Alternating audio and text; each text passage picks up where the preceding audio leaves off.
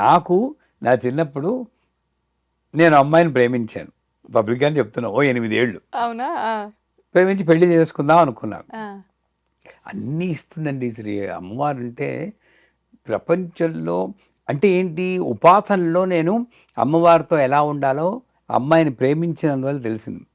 నాకు అప్పుడు అన్నీ ఆ అమ్మాయిలాగా అనిపించింది. నీలం చీర తనకి చాలా ఇష్టం. ఆ అమ్మాయి ఇలాగే కూర్చుంది తను. ఇలాగే ప్రతి చూసిన అంటే ఇప్పుడు నేను అది అమ్మవారికి అన్వయించుకుంటున్నాను. ఏది చూసినా అమ్మవారే, ఏది చూసినా అమ్మవారే. అది అనుభవం రావడం కోసం అక్కడ పెట్టేసిందేమో అని ఇప్పుడు అనిపిస్తుంది. సో అమ్మాయిని పెళ్లి చేసుకుందాం అనుకుని, నేను పేర్లు అనవసరం, ఒక గొప్ప పండితులు, ఊరు కూడా అనవసరం, ఊరు చెప్పేస్తే మీరు పట్టేస్తారు. నేను ఆంధ్రప్రదేశ్లో ఒక ఊరిలో ఉన్న గొప్ప పండితులు నేను క్యాజువల్గా అన్నాను, అంటే అక్టోబర్లో నీ పెళ్ళి అయిపోతుంది అన్నాడు. అయిపోతుంది అన్న అమ్మ. ఇప్పటికీ యాక్చువల్గా చెప్పాలంటే నాకు ఉద్యోగం కూడా పెద్దగా లేదు. ఎలా పెళ్ళి అవుతుంది అనుకున్నాను. ఆయన డేట్స్ సహా చెప్పాడు. అదే డేట్కి నాకు మలేరియల్ కమ్ డబుల్ టైఫాయిడ్ వచ్చి 42 రోజులు ఎంతో హాస్పిటల్లో ప్రతిరోజు 105, 106 జ్వరంతో పడి చచ్చిపోతానన్న స్టేజ్కి వచ్చాడు. నా పెళ్ళి అయిపోయింది అనమాట. ఆయన అన్న మాటకి ఇప్పుడు తర్వాత అర్థమైంది, నీ పెళ్ళి అయిపోతుందంటే ఇది ఏమో అనిపించింది. మా నాన్నగారు కూడా ఏడ్చిస్తే చచ్చిపోతానని. ఇది బతకడండి, అది మెన్నెముక్కలో నీరు కూడా తీశారు అప్పుడు. అంటే చెప్పొచ్చు ఇది ఆయన తప్పు చేసేడు నన్నమ్మో. పండితులందరూ మంచి చేయాలని చూస్తారు, ఎవరు కావాలని తప్పు చేయరు. కాకపోతే నా కర్మ ఒకటి కుదురుతుంది కదండి, ఆ కర్మ దాటి నేను వెళ్ళాలి అంటే. ఇక్కడ కుంభకర్ణుడు నిద్రే కావాలని కోరుకున్నాడు అంటారు.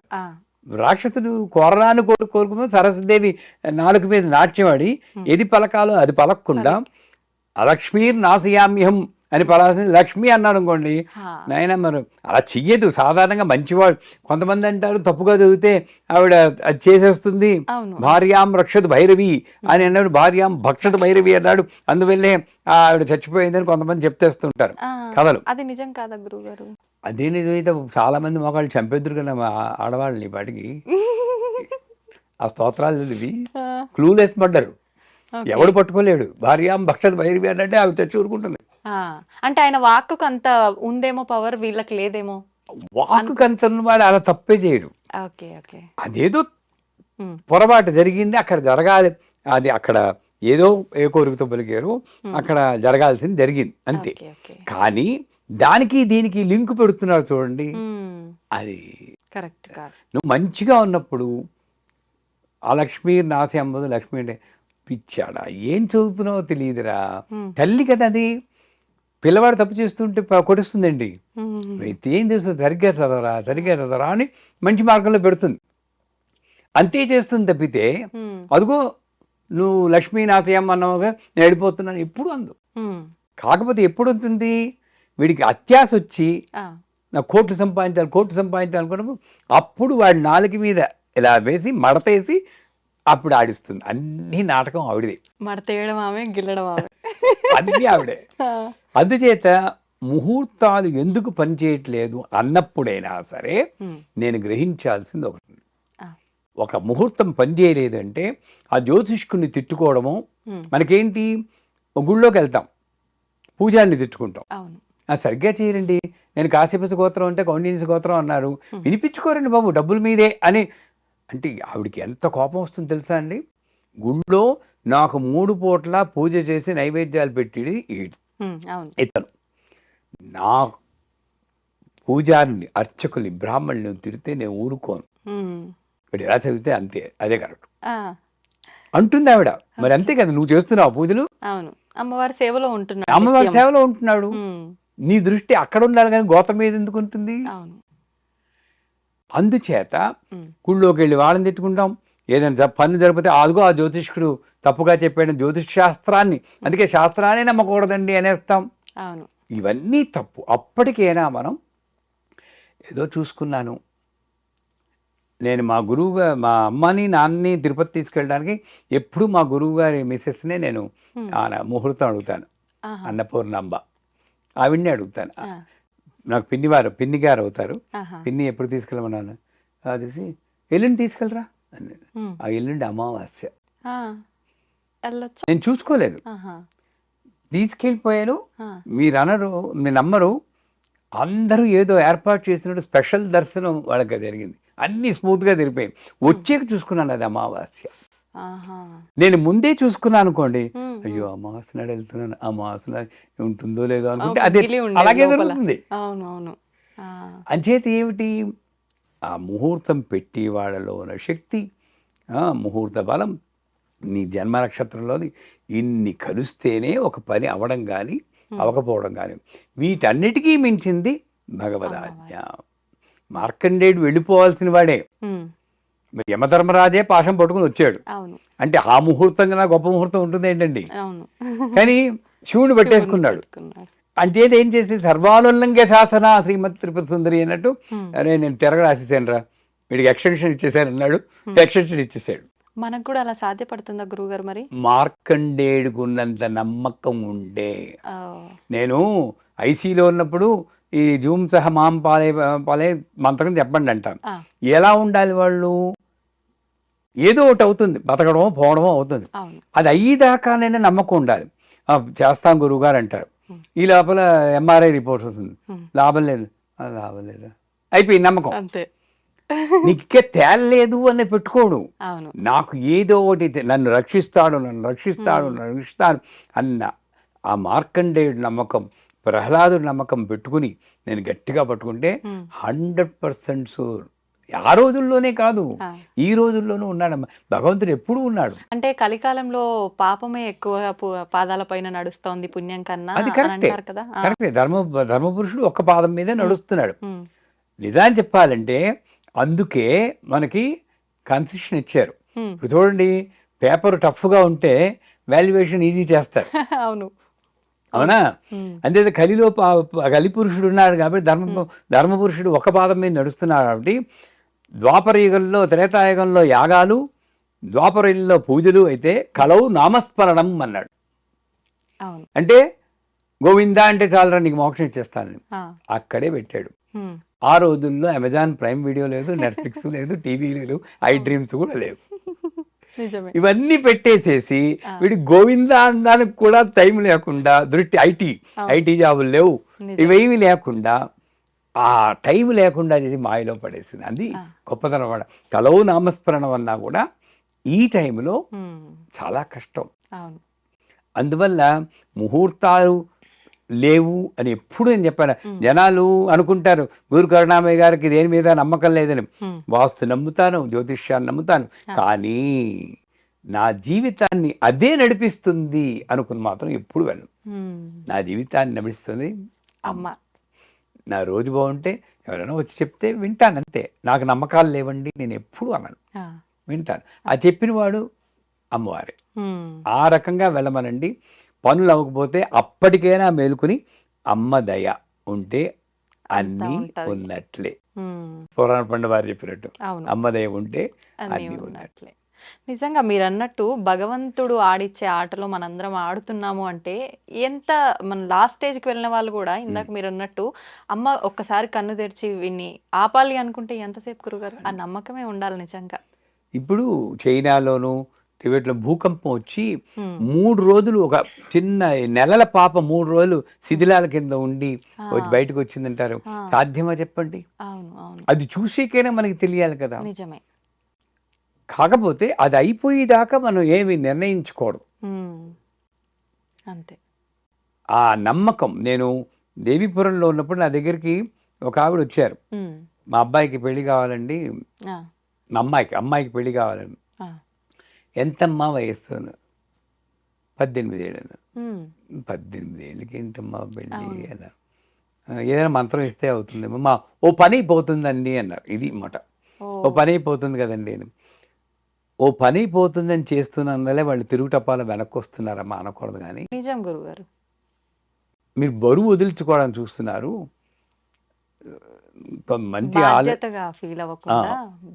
బరువు మళ్ళీ ఆలోచించున్నాను. లేదని మంత్రం ఇవ్వడం నాకు కొంచెం అప్పుడు బాధ అనిపించి, అమ్మవారు తలుచుకుంటే 40 రోజుల్లో మీ అమ్మాయి పెళ్ళి అవుతున్నాను, కానీ 39 రోజులైనా కూడా పెళ్లి కొడుకు రాకుండా పోయినా నీకు అదే నమ్మకం ఉండాలి. అవును. మనం ఏంటి 10 రోజులు అయ్యేటప్పటికి పని చేయట్లేదు, గురుగారు చెప్పారు పని చేయట్లేదు. ఇప్పుడు ఈ చెట్టు చుట్టూరా తిరిగితే పిల్లలు పుడతారంటే ఒక ప్రదక్షిణ చూడగానే ఏంటి ఏం అవ్వలేదే అనుకుంటే ఏం చేస్తా, అంతే అంతే. అలా ఉన్నారు మనుషులు. అవును అవును. అంత నమ్మకం నీకుంటే 40 రోజుల్లో అవుతుంది అన్నాను. బాగానే ఉంది సంబడం, ఏదో మంత్రం ఇస్తానంటే చెప్పారని వెళ్ళిపో.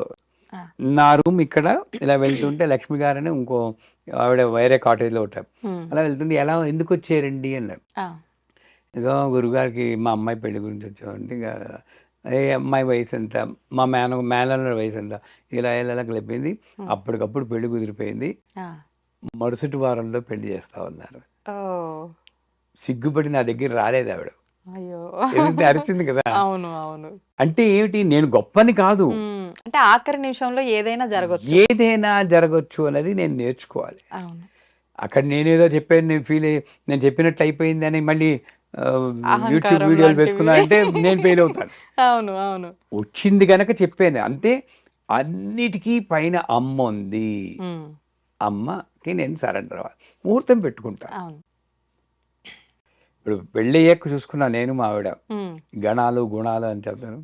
32 పాయింట్లు మీరు చూసుకున్నారా మీ పెళ్ళికి? 32 పాయింట్లు లేకపోతే చేయరు. మాకు ఇద్దరికి 6 పాయింట్లు వచ్చాయి. 43 ఏళ్ళు అయింది మా పెళ్ళి, బాగానే ఉన్నాం. మరి 32 పాయింట్ల వాళ్ళు వచ్చినవి ఎందుకు కొడుకు చచ్చిపోతున్నారు? అంటే ఏదో ఇంకోటి ఏదో ఉందన్నది నాకు పొరక తట్టడం లేదు నాకు. అది నేను గ్రహించడం కోసమే ఈ ప్రశ్న మీరు అడిగారు, ఈ సమాధానం ఆవిడ చెప్పింది. ఓకే. అంటే ఇప్పుడు మీరు అవి కలవకపోయినా ఇంత సంతోషంగా ఉన్నారు అని అంటే అమ్మవారి దయ ఉందనుకోవాలా? అమ్మవారి దయ ప్రకారం నా బుద్ధి ఆవిడ బుద్ధి సామరస్యంతో ఉండడం. అందుకే అమతిర్మేధ శృతి స్మృతిరంతమా అంటారు. అమతిర్ అంటే లలిత సహస్రనామంలో మతి కన్నా ముందున్నది, అంటే ఆలోచన కన్నా ముందున్నది అమ్మ.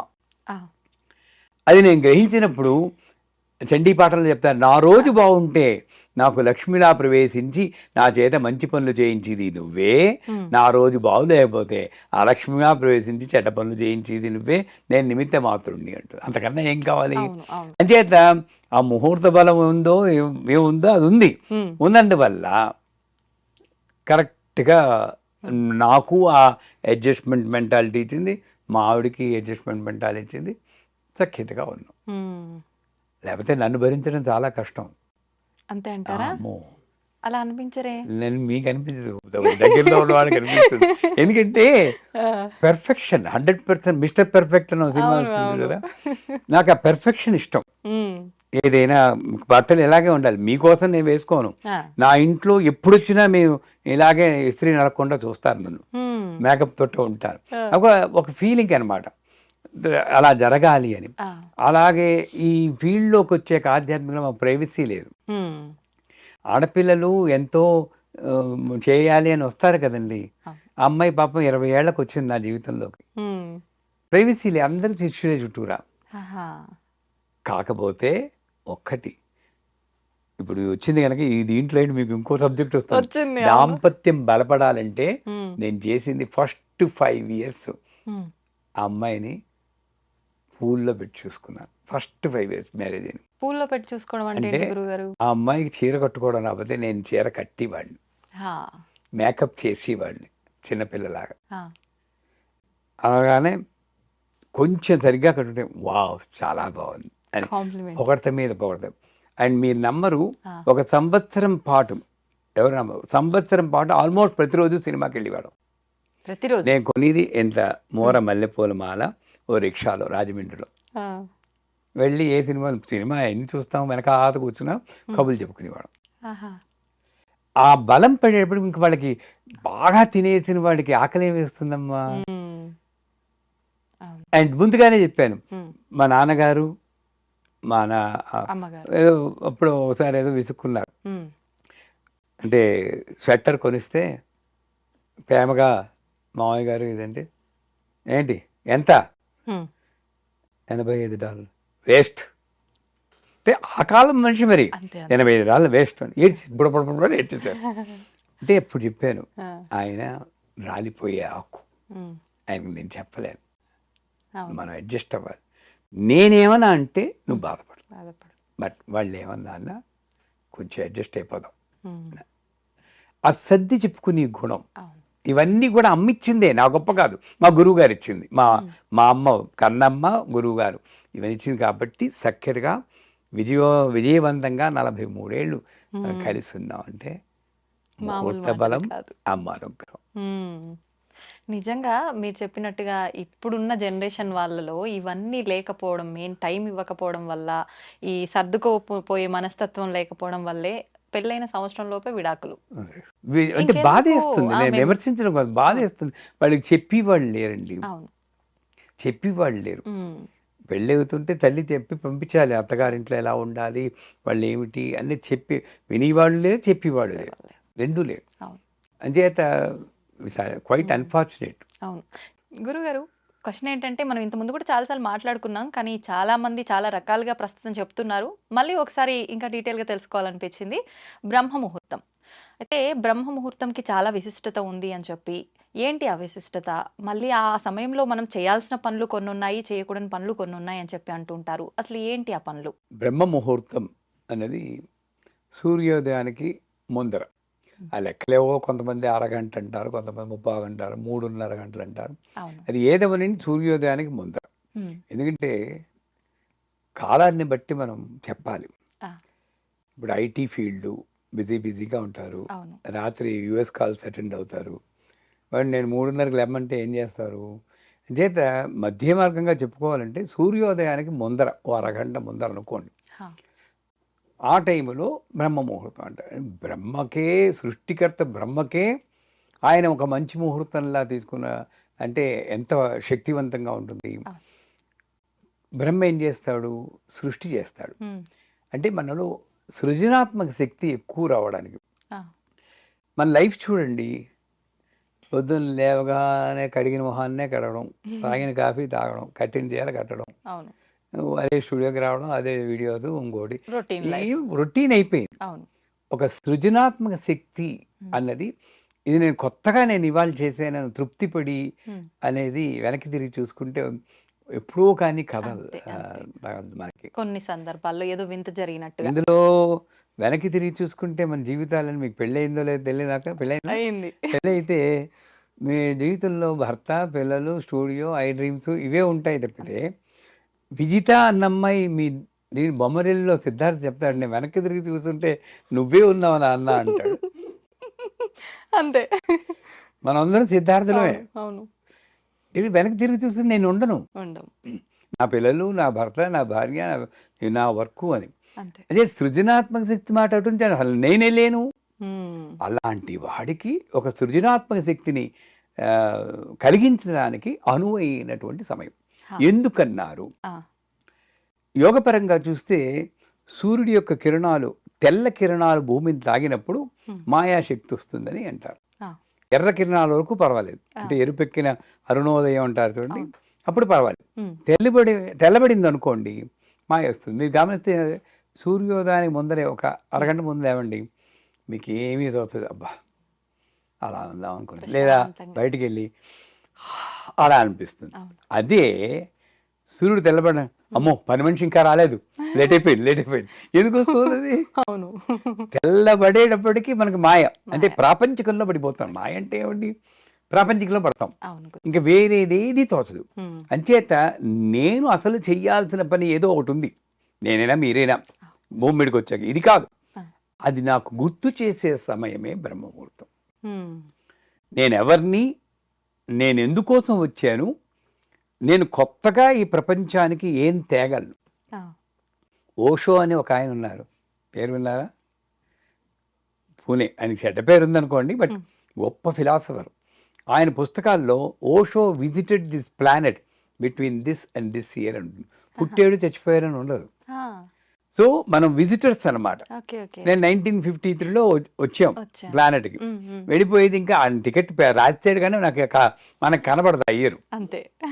అదృష్టవశాత్తు కనబడింది అవును. అయితే చచ్చిపోతాం, ఇప్పుడు నుండి ఆ! చచ్చిపోతాం. ముందే. సో ఈ టైంలో నేనేం చెయ్యాలి అని నాకు తోచాలంటే బ్రహ్మముహూర్తమే. హ్మ్. ఆ బ్రహ్మ ముహూర్తంలో మొట్టమొదట ఆ! మా శ్రీవిద్యలో చెప్పాలంటే మంచం మీదే కూర్చుని ఉత్తరం కేసి తిరిగి హ్మ్. జపం చేయమంటాం. నేను మంచం ఇది మీదే. మా మాడ్యూల్ 1 బేసిక్ క్లాస్‌లో చెప్పినప్పుడు చాలామంది హ్మ్. అదేంటి పళ్ళు కూడా తోముకోలేదు. అదే కదా! జపం ఏమిటి అంటారు. ఆ! సో వాళ్ళందరికీ ఒక ఎగ్జాంపుల్ ఇస్తాను. ఇప్పుడు విజిత గారు హ్మ్. మీరు మహాభక్తురాలు. ఆ! పడుకుని ఉంటారు. మహాలక్ష్మి వస్తుంది. ఆ! అమ్మ విజిత లేమ్మా నేనే మహాలక్ష్మిని నిన్ను అనుగ్రహించడానికి వచ్చానంటే మీరు వెంటనే కాళ్ళు పట్టుకుని లక్ష్మీ క్షీర సంరాధనయాం అంటారా? ఎక్స్క్యూజ్ మేడం నేను బ్రష్ చేసుకుని వస్తానంటారు చెప్పండి. లేదు. వెంటనే మనం మరి అమ్మవారిని అయ్యో బ్రష్ చేయకుండా ఎలా శ్లోకాలు చెప్తున్నారు. సాక్షాత్తు అమ్మవారే వచ్చిన తర్వాత మరి ఇవన్నీ అదే ఎక్కడుంటాయి గురువుగారు? అంచేత ఏంటి అంటే హ్మ్. నేను మంచం మీద నుండి కిందకి దిగారంటే ఈ కాలు పెట్టగానే ఆ! నేను ఎవరినైతే భూదేవిని అంటున్నానో ఆ భూదేవిని తంతున్నాను. అవును. అందుకే ఒక శ్లోకం చెప్పుకుంటాం. హ్మ్. భూమోస్కలిత పాదానాం ముమిరే అవలంబనం త్వయి జాతాపరాధాన మమ్మ తెలిసే తంతున్నానమ్మా. ఆ! ఏం చేయను కిందకి తప్పదు. దిగకపోతే నా సంసారానికి నేను చేయలేను. అవును. త్వయి జాతాపరాధానం త్వమేవ తస్మాత్ కారుణ్య భావేన రక్ష రక్ష మహేశ్వరి అని లెంపలేసుకుని దిగుతాం. ఆ! అంచేత సిన్లెస్ స్టేట్ పాపరహిత స్థితి ఏమైనా ఉందంటే అది మంచం మీద. ఆ! ఆ మంచం మీద జపం చేసుకుంటే అవుతుంది. హ్మ్. మననాత్ త్రాయితీతి మంత్ర. గురువు ద్వారా ఏదైనా మంత్రాలు వచ్చి ఉంటే హ్మ్. ఆ మంత్రాలన్నీ మనం అసలు బ్రహ్మ ముహూర్తంలో నిశ్శబ్ద ధ్యానం అనేది చాలా మంచిది. హ్మ్. గోల గోల లేస్తే గోలే కదమ్మా. అవును. అవును. బయట గోల లోపల గోల. అంతే. నిశ్శబ్ద ధ్యానం అంటే హ్మ్. కళ్ళు తెరుచుకుని ఇలా ఉండాలి. ఆ! కళ్ళు మూసుకుంటే మనం మళ్ళీ అవును. అమ్మవారు కనబడింది, మెరుపు తీగలు కనబడ్డాయి, అదిరిపోయింది, డామ్ డామ్ శబ్దాలు ఇవన్నీ వస్తాయి. అంతే. ఇవన్నీ ఊహలే మళ్ళీ. అవును. నిశ్శబ్దంగా ఇలాగ నాకు ఇవ్వబడిన సంసారం, నాకు ఇవ్వబడిన ఇల్లు, ఇవన్నీ అక్కడ గోడకి రంగులు వెలిసిపోయి ఉంటాయి. అది చూడగానే ఏంటి రంగులు వేయించాలి ఆ! అనుకుంటాం. అంతే. అవన్నీ దాటాలి. ఇలా చూడాలి. ఆ! ఎవడో ఒకడు లోపలికి వచ్చేస్తుంటాడు. డిస్టర్బెన్స్ కాదు. ఎలా చూడాలి. హ్మ్. అంటే ఏంటి నా మనస్సుని అదుపులో పెట్టుకోవడానికి అనువైనటువంటిది నిశ్శబ్ద ధ్యానం. హ్మ్. సో బ్రహ్మ ముహూర్తంలో మొట్టమొదట చేయాల్సింది నిశ్శబ్ద ధ్యానం. కానీ ఆలోచనల్ని మనం కంట్రోల్ చేయలేం గదా గురువుగారు. చేయలేం. ఎంత నిశ్శబ్దంగా ఉండాలన్నా కూడా వచ్చేస్తూనే ఉంటాయి. చేయలేం కానీ హ్మ్.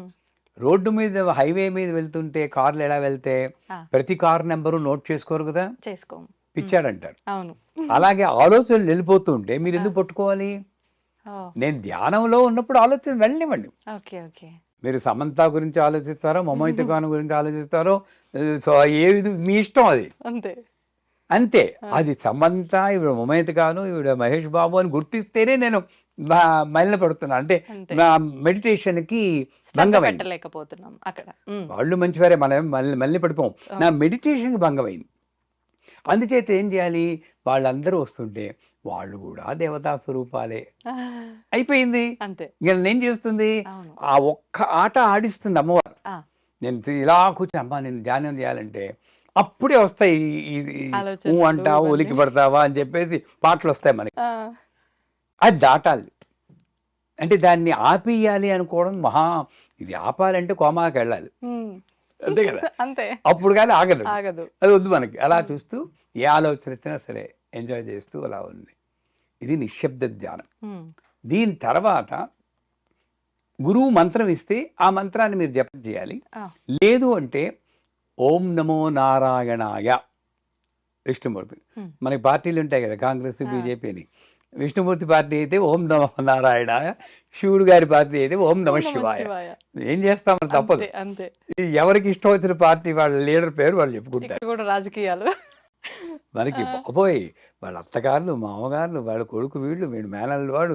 మనకేదైతే ఓ జీవితం ఉందో అది దేవుళ్ళకి అంటగట్టేసి అంతే. మనం ఆనందపడిపోతూ ఉంటాం. అవును. సో, ఎవరికి ఆనందం కలిగించే మంత్రాన్ని లేదా ఓం హ్రీం హౌం నమః శివాయ అని ఉంది. హ్మ్. ఆ మంత్రమైనా చెప్పుకుంటే హ్మ్. ఆ సమయంలో నమ్మకం. ఆ! మన మతం అంటే ఏంటి? నమ్మకం. నమ్మకం. మతం అంటేనే నమ్మకం. మన నమ్మకం ఏమిటంటే దేవతలందరూ కూడా ఉత్తర దిశగా బయలుదేరుతూ ఆ సమయంలో ఏ జీవులు లేచి కూర్చుని జపం చేస్తున్నారో, భగవద్ ధ్యానం చేస్తున్నారో వాళ్ళని ఆశీర్వదిస్తారు. హ్మ్. వాళ్ళకి రూపాలు ఉన్నాయో పైన అక్షతలు పడ్డాయో అవన్నీ మనకు అనవసరం. అవును. నాస్తికులు చెప్తారు అయితే నక్షత్రాలు పడ్డాయా నా మీద, అది వేళాకోళం చేస్తారు. అవును. అదేమిటంటే వాళ్ళ భాషలో చెప్పాలన్నా కూడా ఆ టైంలో ఒక నేచర్లో ఒక రకమైన ఎనర్జీ ఉంటుంది. ఆ ఎనర్జీ మనల్ని ఉత్తేజపరుస్తూ ఉంటుంది దైవికంగా. ఆ ఉత్తేజం మనకి మంచిది. అంటే 72,000 నాడులు ఉత్తేజమై ఒక రకమైన రిలాక్సేషన్ పొందుతాం. మరి ఇప్పుడు ఇంత ప్రత్యేకత ఉన్న ఈ సమయంలో మనం అంత శక్తివంతమైన సమయంలో మనం అంతే విధంగా మంచి పనులు కనుక చేస్తే ఆ శక్తి ఇంకా ఎక్కువ మనకి లభించే అవకాశం ఉంటుంది కదా గురుగారు. మరి ఎలాంటి పనులు చేయాలి అప్పుడు మనం? అప్పుడు చెప్పానుగా, జపం చేయాలి. జపం చేసుకోవాలి. లేదా గ్రంథ పఠనం, మంచి గ్రంథం ఏదైనా తీసుకొని మరి అప్పుడు కాస్త మొహం అది కడుక్కొని గ్రంథ పఠనం చేసుకోవచ్చు. మా గురువు గారు ఏం చేసేవారు, పొద్దున్నే లేచి, ఆయన చూడండి తెలివైన వారు చేసే పని, పొద్దున్నే లేచి ఆ టైంలో కంప్యూటర్ ముందు కూర్చుని అలా తనకి ఏం తోస్తే అదంతా అమ్మవారి గురించి టైప్ చేసేవారు. ఆయన తాపత్రయం అంతా దైవీభవం ఆయన కట్టారు. ఆయన తాపత్రయం అంతా జగత్తుకి ఇవన్నీ విషయాలు తెలిసి బాగుపడాలి అని. అయిపోయి సూర్యుడి పైకి వచ్చేసే కానీ పడుకుంటున్నారు, మళ్ళీ 8 గంటలు లేచిపోయారు. మరి నిద్ర ఆపుకోవద్దు కదా, 2:30, 3కి లేచిపోయేవారు. ఆ టైంలో హాగా జపం చేసుకునేవారు. గ్రంథపఠనం బోల్డ్ పుస్తకాలు చదివేవారు. సూర్యుడు అయ్యి ఒక 6:30 అయిపోగానే కొంచెం ఒక్క కునుకు తీసి 7:30 ప్రాంతం లేచేవారు. సో ఆ గ్రంథపఠనం, ఈ జపం, ఈ 2 చేయడం, లేదా నిశ్శబ్దం 3 అది చేస్తే మంచిది. ఇకపోతే మా పీఠంలో ఆ టైంలోనే మొత్తం అన్నీ అయిపోయాక పూజ కూడా చేస్తూ ఉంటాం. రుద్రాభిషేకం చేస్తాం ప్రతినిత్యం. ఏకాదశ రుద్రాభిషేకం చేస్తాం. సహస్ర లింగాలకి, స్ఫటిక లింగాలు ఉన్నాయి, ఆ సహస్ర లింగాలకి ఏకాదశ రుద్రాభిషేకం ప్రతిరోజు ఆ బ్రహ్మ ముహూర్తంలో చేస్తాం. అదే చెయ్యాలని లేదు. భగవద్ ధ్యానంలో 3 రకాలు ఉన్నాయి: జపము, పారాయణ, అర్చన, తర్పణ, హోమం. ఈ 5 3 ఆ బ్రహ్మ ముహూర్తంలో చేస్తే మంచిది. జపం ఇందాక చెప్పాం, పారాయణ ఏదో ఒక గ్రంథ పఠనం, భగవద్గీత చదువుకోండి, రామాయణం చదువుకోండి, లలిత సహస్రం చదువుకోండి, లేదా అర్చన, అభిషేకం చేసుకోండి, ఓ చిన్న పూజ చేసుకోండి, అది స్నానం అది చేశాకే ఇది చెయ్యండి. ఆ బ్రహ్మ ముహూర్తంలో చేస్తే ఇందాక చెప్పినట్లు దేవతల యొక్క శక్తి కూడా మనకి తోడై అనేక అనుభవాలు పొందుతాయి. అంతేగాని బ్రహ్మముహూర్తంలో లేస్తే మీ కోరికలేని తీరిపోతాయి అలా చెప్పుకోకూడదు. అసలు కోరికలే లేని స్థితికి వస్తారు. మనకి కోరిక తీరితేనే ఆనందపడతామని ఎందుకు? ఇప్పుడు భోజనం చేస్తే ఒక శక్తి వస్తుంది. ఈ మోడర్న్ లైఫ్లో ఓ చిన్న క్యాప్సూల్ వేసుకుంటే అంతే శక్తి వస్తుందన్నారా లేదా? వస్తుందన్నారు. సో అలాగా నేను ఏ స్థితికి వెళ్తే అసలు కోరికే లేకుండా మహాతృప్తిగా ఉంటానో అటువంటి స్థితి. అదే సమయంలో నాకు ఈ యొక్క వాక్ సిద్ధి, మా పవర్ ఆఫ్ మేనిఫెస్టేషన్ అంటారు, నేను అనుకున్నది అవడం, ఇవన్నీ కూడా వస్తాయి. అంచేత యోగ మార్గంలో కొంతమంది సంగీత సాధన, సంగీతం నేర్చుకుంటున్నారు. అప్పుడు వాళ్ళు సంగీత సాధన చేయడానికి అనువైన సమయం. కాబట్టి మీరు అనొచ్చు పక్కవాడు పడుకుంటే మీరు ఆడికి కేకలెడితే ఎలాగని, వేరే విషయం. దానికి అనువుగా ఉంటే ప్రదేశం సంగీత సాధన. ఆ రోజుల్లో ఆ టైంలో మొలలోతు నీళ్ళల్లో కూర్చుని సాధన చేయమని వారు. శంకరాభరణం సినిమాలో కూడా చూస్తారు, నీళ్ళల్లో కూర్చోబెట్టి సంగీత సాధన. ఎందుకంటే ఆ టైంలో ఈ కంఠం అలసిపోదు కదండి, రాత్రి అంతా ఒక 7 గంటలు రెస్ట్ తీసుకుంటారు, బాగా రెస్ట్లో ఉంటుంది. పొద్దున్న ఎప్పుడో మధ్యాహ్నం చేస్తానంటే అరిగిపోయి ఉంటుంది. ఆ టైంలో కంఠం బాగుంటుంది. నెంబర్ 1. వాతావరణంలో నాకేమీ డిస్టర్బెన్స్ ఉండదు, డ్రాప్ సైలెన్స్. ఎప్పుడైనా నేను లేచి చూసారు పొద్దున్న? లేదు చూసాను. ఇంకా అలాంటప్పుడు విలేజ్ లో అయితే ఇంకా చాలా బాగుంటది. అప్పుడే కోయిళ్ళు కూ కూ కూ కూ ఉంటే అసలు దురదృష్టవంతులు అన్ని పోగొట్టుకోవాలి. బ్రహ్మముహూర్తంలో లేవని వాడు ఏమక్కర్లేదు, అది పూజ ఇవన్నీ వదిలేండి, హాయిగా బయటకు వచ్చి అనండి ఒక్కసారి. ఏ కారు బయటికి రాదు, పొల్యూషన్ ఉండదు, అవునా కాదా? సౌండ్ పొల్యూషన్ లేదు, ఎయిర్ పొల్యూషన్ లేదు. ఆ టైంలో మీరుంటే ఆరోగ్యం కూడా బాగుపడుతుంది. దేవుడి మాట ఉంటుంది, ముందు ఆరోగ్యం బాగుపోతుంది, ఫ్రెష్ ఎయిర్ గాలి. అప్పుడు యోగా చేసినా కూడా మంచిదే. యోగాసనాలు వేస్తారు కొంతమంది. నేను చిన్నప్పుడు వేసేవాళ్ళం, 20 అప్పుడే యోగాసనాలు వేసేవాళ్ళం. శీర్షాసనం, హలాసనం, ధనురాసనం ఇవన్నీ అప్పుడు వేస్తే బాడీ బాగా ఫ్లెక్సిబుల్గా ఉంటుంది, ఫ్రెష్గా ఉంటుంది, కనుక ఫోకస్ బాగా ఉంటుంది. అంచేత టూకీగా చెప్పాలంటే నువ్వు ఏ ఉపాసన చేయదలుచుకున్నావో, గాన ఉపాసన కానీ, నృత్య ఉపాసన కానీ, పాండిత్య ఉపాసన కానీ, దైవ ఉపాసన కానీ, ఏ ఉపాసన యోగోపాసన కానీ చేస్తే ఆ టైంలో మీరు ప్రాక్టీస్ చేస్తే చాలా మంచిది. అందుకే విద్యార్థులను కూడా పేరెంట్స్ లేపి చదువుకో, పొద్దుగాల తెల్లారుజామున చదువుకుంటే బాగా గుర్తుంటుంది అనేవారు. ఎందుకంటే చూడండి, రాత్రంతా మేలుకుని చదవడం ఒకటి, రాత్రి పెందరాడే పడుకొని అవును పరీక్షలప్పుడు పొద్దున్నే 3:30, 4 గంటలు లేచి చదివితే చాలా బ్రహ్మాండంగా ఉంటుంది. మా అమ్మగారు అలాగే లేపేవారు. లేచి ముందు మొహం కడిగి కూర్చోాలనేది, ఆ కూర్చుంటే ఫ్రెష్గా ఉంటుంది. అది మొదట మొరాయిస్తుంది, ఊగేవారు కదా ఇలా నిద్ర వచ్చి ఉంటుంది. ఫస్ట్ 4 days ఉంటుంది. మా నాన్నగారు వెనక అనేవారు, ఆ నాన్నగారు భయంతో అనేవారు. ఇది అలవాటు అయిపోయి వీడు ఇంతేరా, వీడు పొద్దున్నే లేచి తీరుతారు చచ్చిరావాలనుకుంటే మైండ్కు వెళ్తుంది ఆ సిగ్నల్, వెళ్ళి ఇంకా 3:30, నేను ఇప్పుడు కూడా 3:30, 4 కల్లా మెలకు వచ్చేస్తుంది. నాకు ఆ చిన్నప్పుడు మెలకు వచ్చిందే నాకు ఇప్పుడు అలవాటు అయిపోయింది. అంతెందుకండి, ఇక్కడ నుండి అమెరికా వెళ్తారా? అమెరికా వెళ్తే ఏంటి, మనకి రాత్రి వాళ్ళ పగలు. చచ్చినట్టు మన పగల్లో అక్కడ పడుకుంటున్నావా లేదా, మన రాత్రిలో వాళ్ళు మేలుకున్నావా లేదా, అంటే ఏంటి నాకు తెలియాలి. నా చేతుల్లోనే ఉంది మైండ్. అదే మాస్టర్ పరమహంస యోగానంద రామకృష్ణ పరమహంస. అంటే కాకుల్లా బతికే మనం ముందు హంసల్లా మారి తర్వాత పరమహంసలా మారాలి. మైండ్ చెప్పినట్టే వెండం కాదు, బానిసలు. ఇది చూడండి, ఒకసారి చెప్పినట్టున్నాను మీకు, ఈ హైదరాబాద్, బెంగళూరు నగరాల్లో వాకింగ్కి తీసుకెళ్ళాలి కుక్క పిల్లలు. ముందు దర్జాగా వస్తాడు, అని వెనకాతల కుక్క ఉంటుంది, ఇలా పట్టుకుని వస్తాడు. కొంచెంసేపు కుక్క ముందు ఉంటుంది, వీడు వెనకాతలు వెళ్తాడు. మనం అనకూడదు కానీ అలా చెప్పారు. మైండ్ ముందుంది, నేను వెనకాల అది చెప్పినట్టు వెళ్తూ ఉంటాను. అలా ఆగితే ఆగుతున్నాను నేను. అదేదో వెళ్తే కవర్లో తీసి వేసుకుంటున్నాను. ఏం కర్మ చెప్పండి ఇదంతాను. సో అట్లాంటి లైఫ్ కాదు. బ్రహ్మముహూర్తంలో లేస్తే ఆ మైండ్ మన కంట్రోల్లో ఉండి నేను ఒక మాస్టర్ అవుతాను. నేను చెప్పినట్టు వినాల్సిందే ఇంద్రియాలు. నేను అన్నం పెడితే తినాలి, ఏళ్ళకి పెడితే ఏ వేళకి పెడితే ఆ వేళ తినాలి.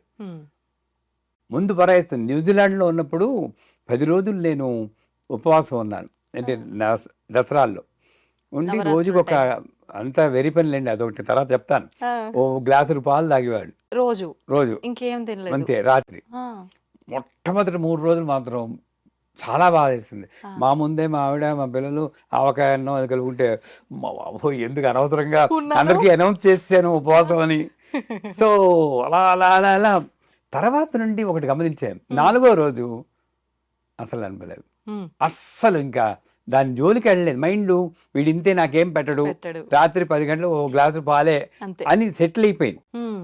అయిపోయి 10వ రోజు అయిపోయాక 11వ రోజు అన్నం పెడితే నేను తినలేదండి. ఇంత తింటే ఎక్కువ అలవాటైపోయింది. దాని తర్వాత నాకు వచ్చింది ఏంటంటే పుణ్యం, డయాబెటిక్, షుగర్ వచ్చింది. న్యూజిలాండ్లోనే షుగర్ వచ్చింది. అంటే మరీ అంత కటిక ఉపవాసం ఉండకూడదు.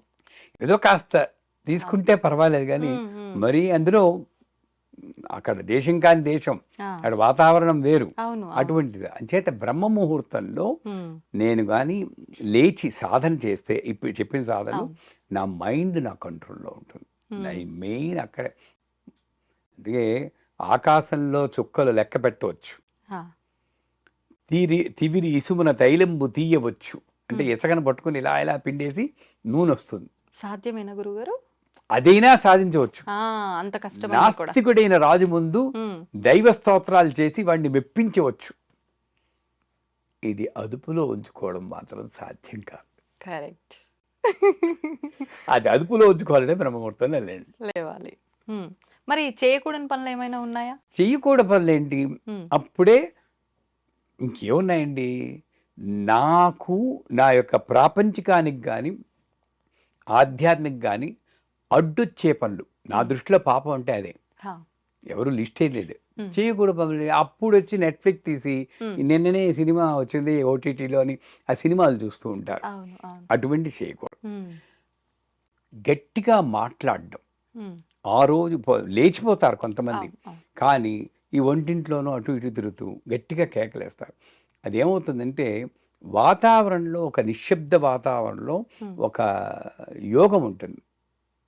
అది ఓంకారంతో సమానం అంటారు. ఆ, ఆ శబ్దం, అన్ని శబ్దాలు ఓంకారంలో లైవతే, ఓంకారం నిశ్శబ్దంలో లైవతే, నిశ్శబ్దానికి అవతల అమ్మవారు ఉందంటారు. ఉమ్. ఇది అసలు ఈ సత్యం తెలుసుకుంటే అది తెలుసుకుని కేకలు అరుపులు లేకుండా ఉమ్, ప్రాపంచికమైనటువంటి విషయాలు తక్కువ చేస్తే, ఆ, అంటే ఏమిటి, ఆమ్, మ్, కంప్యూటర్ మీద పని అవును చేసుకోవడాలు అవును. అలాంటివన్నీ కాకుండా ఉమ్, అదేంటి భుక్తి, ఆ ఉమ్, భుక్తులన్నీ పక్కన పెట్టాలి. ఆ, నాకు నేనుగా ఒక జీవిగా నేను ఉద్ధరింపబడడానికి ఏం చేయాలి, ఇందాక చెప్పావు కదా, అవును అవును. అటువంటివి చేస్తే మంచిది. నెంబర్ 2, ఇందాక చెప్పినట్టు కేకలు అరవటం. పెట్టడాలు కానీ ఉమ్, గట్టిగా అరవడాలు లాంటివి చేయకూడదు. ఉమ్, నెంబర్ 3, ఉమ్, నేను లేచేసాను కదా అని కొంతమంది పక్క మీదే ఉమ్.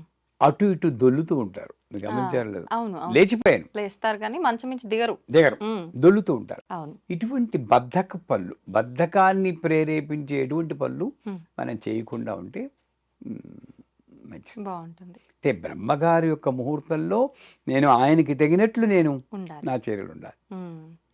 సంతోషం గురుగారు, చాలా చక్కగా వివరించారు. ధన్యవాదాలు.